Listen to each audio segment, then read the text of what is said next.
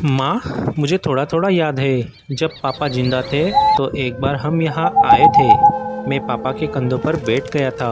मुझे बहुत मज़ा आया था। अरे ये क्या मम्मा, आपकी आंखों में तो आंसू आ गए। मैं जब भी पापा की बात करता हूँ आप रोने लग जाती हो। कुछ नहीं चिंकू बेटा, बस ऐसे ही दिल भर आया था मेरा। मुझको भी तुम्हारे पापा बहुत याद आते हैं। चलो मैं अपने बेटे को अपने कंधे पे बिठा के खिलाती हूँ। मम्मा, आप रहने दीजिए, लेकिन एक सच बात बताओ, कंधों पर तो पापा के ही खेलने में मज़ा आता है। वो माँ बेटा ऐसी बातें कर रहे थे। पीकू का पापा अब इस दुनिया में नहीं था, क्योंकि कुछ दिन पहले उसको कोरोना नाम की बीमारी हो गई थी और वो हॉस्पिटल में ही मर गया था। पीकू बेटा, अब शाम होने ही वाली है, हमें यहाँ से घर के लिए चलना चाहिए।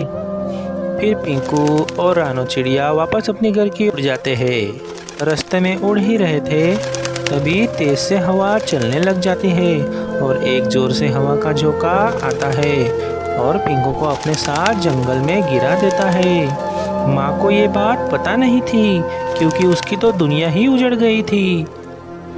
थोड़ी देर में एक और जोर से हवा का झोंका आता है और पिंकू की माँ को भी अपने साथ जंगल की ओर नीचे गिरा देता है। फिर दूसरी सुबह जब कबूतर और मिठू तोता जंगल से गुजर रहे थे, तभी कबूतर की नज़र उस रानो चिड़िया पर पड़ती है। फिर मिठू तोता और वो कबूतर जल्दी से नीचे उतरते हैं, उसके पास आ जाते हैं और उसको आवाज़ लगाते हैं। अरे ओ चिड़िया, उठो रानो। बेचारी कुछ नहीं बोल पा रही थी, तभी कबूतर अपनी पास रखी दवा उसको 2 बूंद पिला देता है। रानो तो एकदम से उठ खड़ी हो जाती है। फिर वो तीनों पक्षी रानो चिड़िया के घर की ओर निकल जाते हैं। चिड़िया के घर में पहुंच के चिड़िया बहुत ही रो रही थी और कबूतर और मिठू तोते से कहती है, मेरे पंख अब बहुत दर्द कर रहे हैं, मैं ज़्यादा देर उड़ नहीं सकती, क्या तुम मेरे पिंकू को ढूंढ के लाओगे? वो दोनों उसी जंगल की ओर निकल जाते हैं।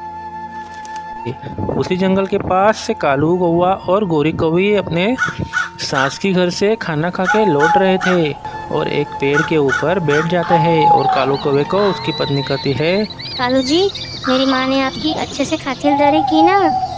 तभी कालू कौवा कहता है, अरे हाँ हाँ गौरी, मुझे तो वो चावल की खीर अभी भी याद आ रही है, इसीलिए तो उससे मैंने तुम्हें कह के पार्सल भी ले लिया है। मैं घर जाके और खाऊंगा वो काजू की खीर को। ऐसे वो दोनों बातें कर ही रहे होते हैं, तभी उनको प्यास लगती है।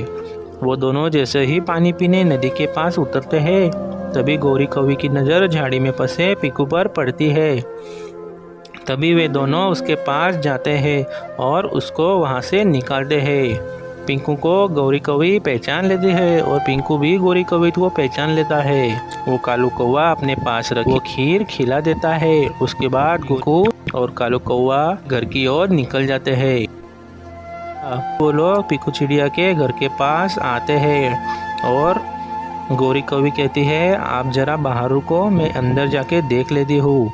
तभी काली कौवी अंदर जाती है। उसको देख रानी चिड़िया कहती है, गोरी बहन देखो, मेरी तो दुनिया ही उजड़ गई है, अब तो मेरा जीना ही दुश्वार हो गया है। मेरा पीकू किसी जालिम पक्षी ने अपना आहार बना लिया है।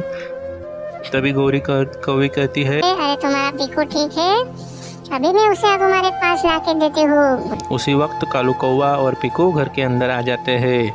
माँ बच्चे एक साथ मिलके बहुत रोते हैं।